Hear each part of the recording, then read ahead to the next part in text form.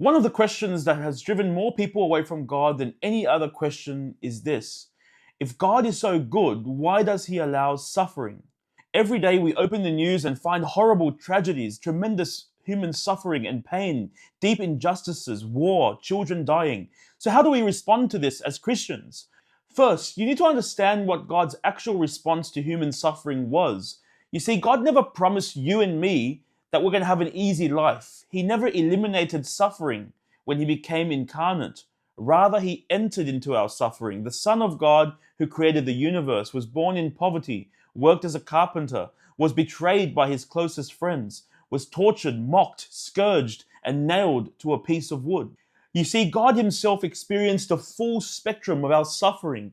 This is not a God who watches our suffering from a safe distance.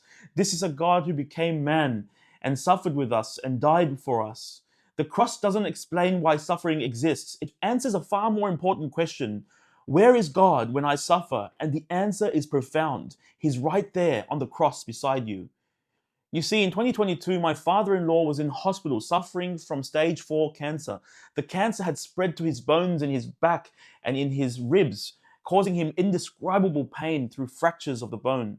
Despite the best efforts, doctors were unable to control his pain with medication. He would cry and wail all throughout the night.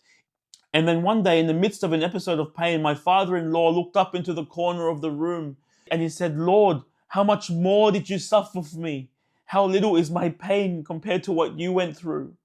I believe in that moment he met Christ and he saw that he was not alone and that Christ was suffering with him. He had entered into the mystery of suffering that we don't suffer alone. Second, St. Paul writes in Colossians chapter 1 verse 24, "I fill up in my flesh what is still lacking in regard to Christ's afflictions for the sake of his body, which is the church." What is still lacking in Christ's suffering? Nothing in terms of the atonement, because the cross, it was complete. But St. Paul here is saying that his own pain, united with Christ's, participates in the redemptive work of the church. That is what Catholics call redemptive suffering. Your pain is not wasted. It doesn't just disappear into the void. When offered to Christ, it becomes part of something eternal. The next time suffering comes for you, and it will, you have a choice. You can be bitter at God and believe that you're alone, or you can suffer with him, with the God who came and entered into suffering and transformed it into something with an eternal weight of glory. What are your thoughts on this? Comment below. I'd love to hear what you've experienced in your life and in your suffering.